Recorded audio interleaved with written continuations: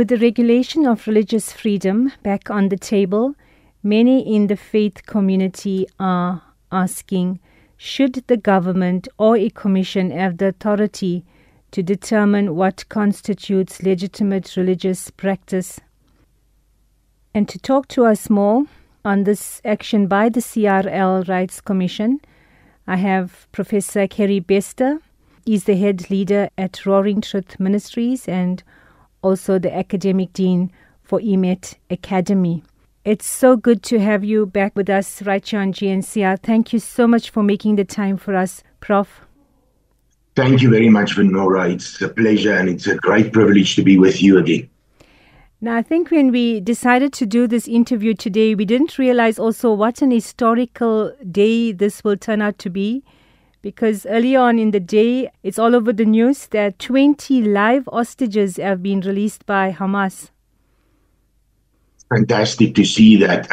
As I saw early this morning, them being handed over, first the 7 and then another 13 to the Red Cross and being united with their families. And it really seems that we are on the verge of seeing the actual end of the war, which is fantastic news. And I praise the Lord for that. And also the Middle East peace plan that's on the table as well, affecting world politics. Yes, it's well, I think it's all part of prophecy in the word of Abba Father, if you read Ezekiel 38 and 39. But at the end of the day, it's fantastic to hear that the killing of war and that has ceased or is on the verge of ceasing. So it's good to see that. Yes, I think we all are relieved. And I know that you're also a student of the Hebrew language. You want to maybe just give a message for Israel and an interpretation?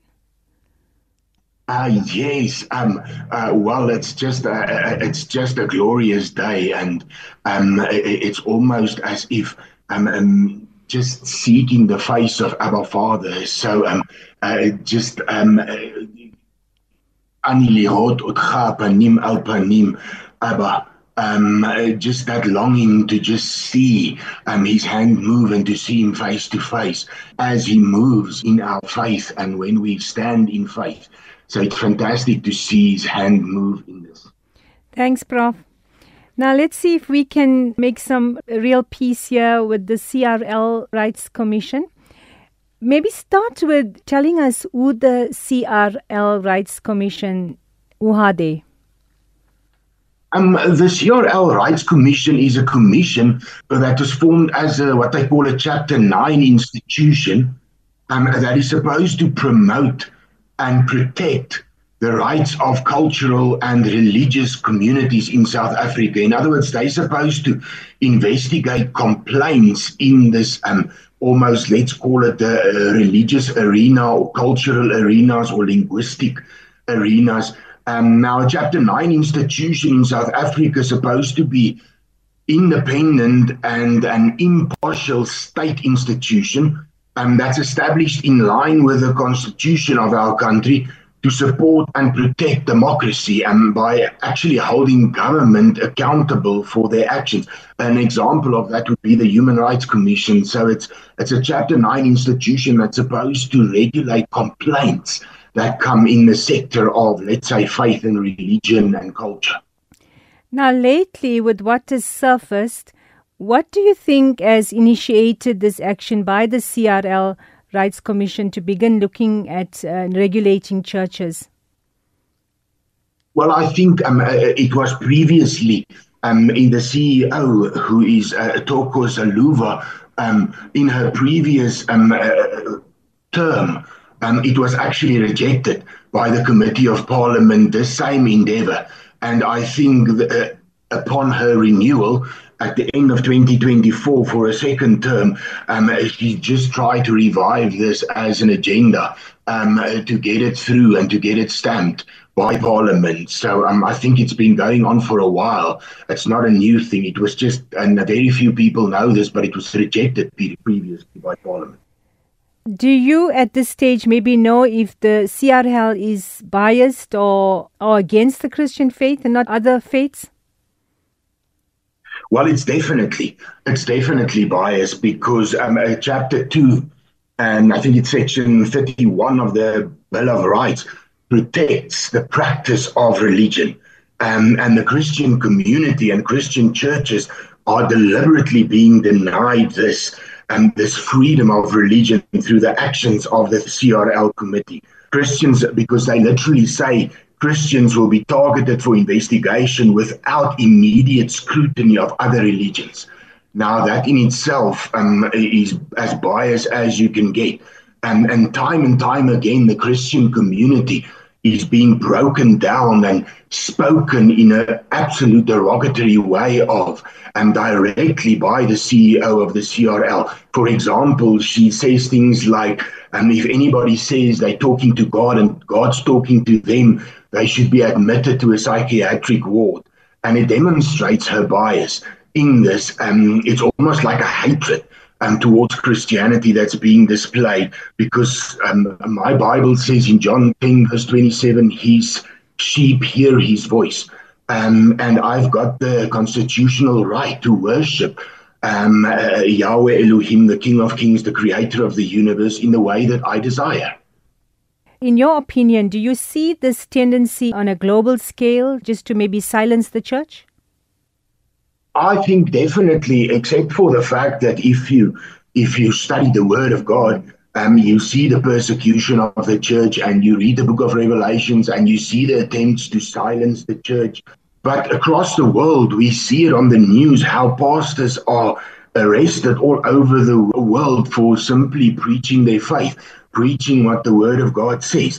If we take it a bit closer to home, and we look at the African countries, I mean, you have countries like Angola, where they have regulatory committees like this.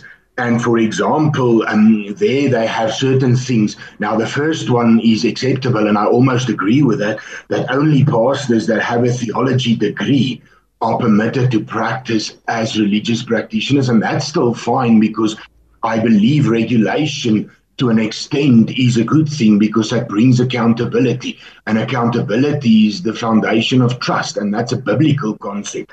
So that's fine. But then they say in countries like Angola, they have to have 60,000 signatures in order to register a church. And now that's 60,000 signatures, of which all of them have to be notarized. Now, if you take that law and you implement it in South Africa, it would cost approximately 8 million rand to register a church. So needless to say, 2,000 churches in Angola have been closed. You look at a country like Rwanda, almost 10,000 churches have been shut down. So yes, it's definitely a persecution, and it's not happening in other religions. It's happening in the Christian church and the Christian faith community. So yes, it's most definitely a global attempt to silence the global church. Looking at some of the harmful practices, malpractices within the church, we've heard on the news of false prophets and charlatans within the church that commit illegal acts. And do you know of some of those harmful, illegal religious activities going on in some churches? I think there are two sides to it. I think obviously there are high-profile cases that are reported on the news, but we have laws to deal with it. South Africa has robust laws that cover criminal abuses, like the criminal law, like the Children's Act. It's not necessary for another regulatory committee because religious freedom has never been a defense for criminal behavior. We have laws to handle criminal behavior. It's not necessary, because they say now this CRL are supposed to look at spiritual crimes. Now, you define that for me, because a crime is a crime irrelevant of what work you do or whatever position you stand in. It's defined by the laws governing a country. And as I've said, I think regulation can be good in the sense that you hear things like, I don't know, people being sprayed with doom to so-called deliver them from demonic spirits. There's definitely a lot of places there's a lack of knowledge, But I think it's something that should be regulated by, and that was actually what the Committee of Parliament advised, that churches should be regulated by the faith sector itself, and that they should develop processes to regulate the faith arena or the religious environment. It cannot be done by a governing body that's almost that consists of, in most cases, or if you look at the self-proclaimed non-believers. How will that work? It will never work. It will end up as a persecution. Definitely. Now, we've heard of the Section 22 committee that was set up. What do they propose? I think the Section 22 committee is just a side road being developed because it was an agenda of the CRL that was rejected by Parliament. So now they formed a new committee called the Section 2 committee, and they propose, it was launched on the 2nd of October, they propose that they take responsibility to oversee the integrity and accountability of Christian communities. In other words, to say it simply, they have to deal or curb spiritual transgressions. Now, the definition of that is so vague, it's impossible to implement. Because as I've said, a crime is a crime according to law, and there's no differentiating between a spiritual crime and a crime in a country. A crime is a crime, and it should be dealt with accordingly. And it's irrelevant of the occupation you are in. So I think, in essence, the Section 22 committee is proposed to control and regulate the Christian church.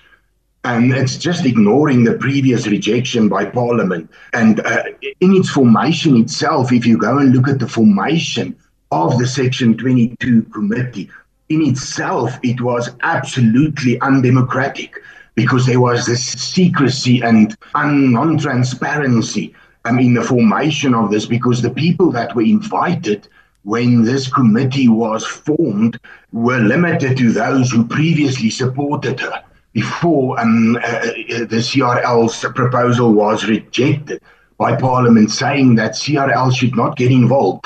They should investigate, if there are charges against somebody, or if there are things to report, they should investigate it. They should not have an involvement in the regulating of the spiritual arena or the religious environment. And major religious organizations that were previously involved in state regulating, like the IFCC, they weren't even invited when the Section 22 committee were formed. And now it is said that the Section 22 committee will follow their own mandate. But I ask you, they being financed by the CRL, so how independent will they be, and how will they, follow their own mandate? It's just a smokescreen. Get the agenda, the previous agenda of the CRL, rubber stamped by Parliament.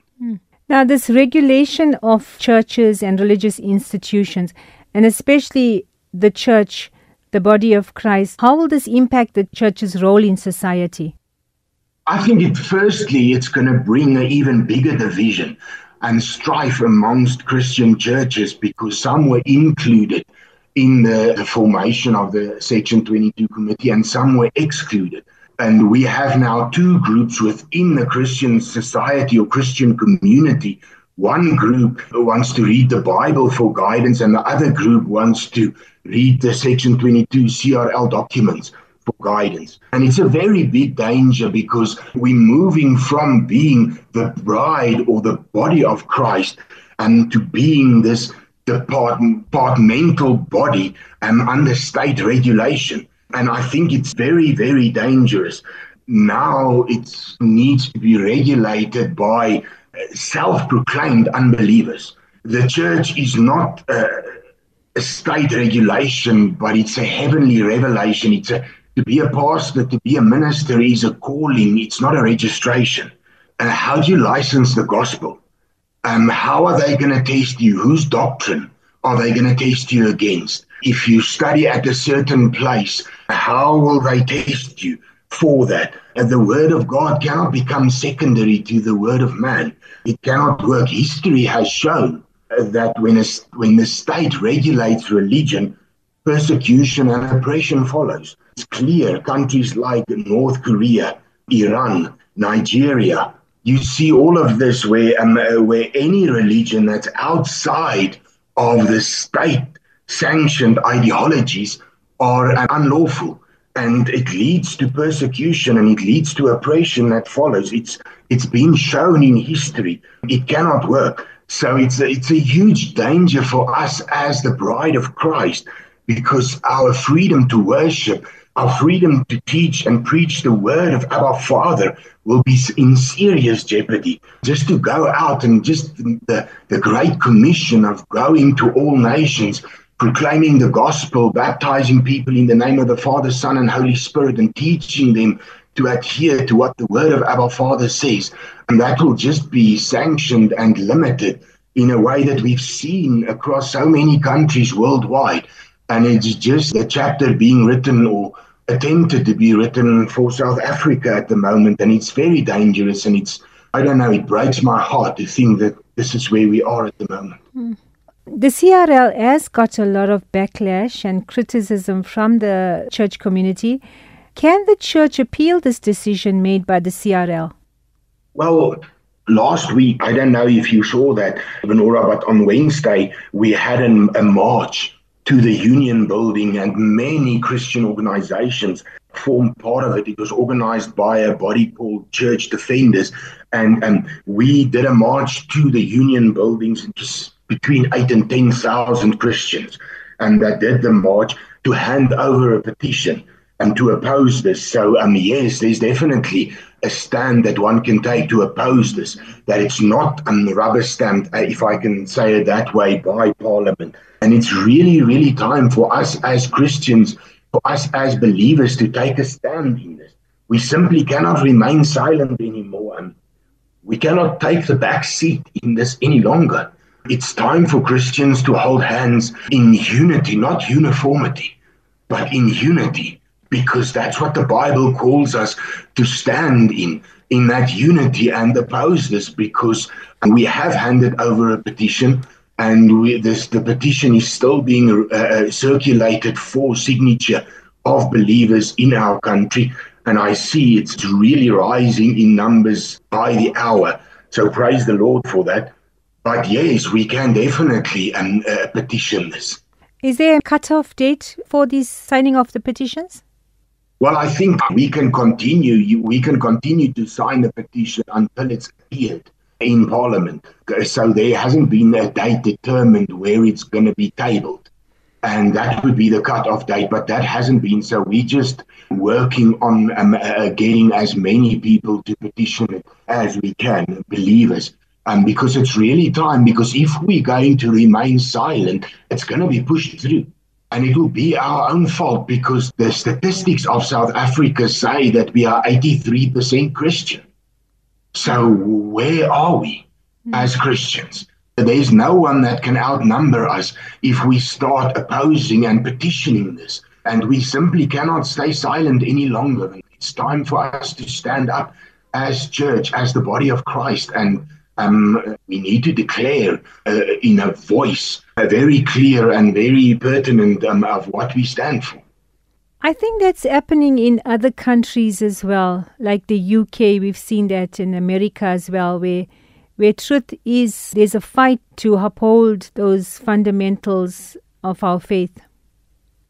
Yes, it's absolutely. I think the time of the division between righteous and unrighteous is drawing closer and closer, and it's almost as if the division's becoming clearer and clearer, because on the one hand you see thousands and thousands of believers gathering just to worship together and to call onto the name of the Lord, and then on the other side you see those totally opposed to that, absolute almost hatred of the Christian faith. And it's just it's almost as if the division is getting clearer and clearer by the day. So that's the way that I suppose it's supposed to go as we enter the final chapter of before the end times. Yeah, I think, as you mentioned, the division is getting very clearer. Yes. Even in the world politics, we can see nations are taking sides. Yes, it's very, very clear. Yes. So, Prof, before we leave you, in your opinion, how should the CRL Commission continue to protect and promote the rights of religious communities, yet respecting their religious boundaries, their independence? Well, I think they should stick to their mandate. The original mandate was to investigate cases that were brought to their attention. And that can then be handed over to the organizations or to the crime, those who the police or whoever investigates certain crimes or whatever. And I think they can play a role in taking hands with the faith community in order to strengthen the already existing fraternals, to make sure that there are regulations for accountability, because there are very, very large fraternals that regulate or attempt to regulate the faith arena and the faith sector, if I can call it that. And they can rather take hands to strengthen these fraternals to implement accountability. They can implement codes of conduct within these already existing faith structures. They can have financial accountability systems that needs to be reported on. They can have certain prescriptions within these fraternals and faith regulating bodies for studies and training requirements for religious practitioners, because like a doctor needs to be qualified before he can take care of my physical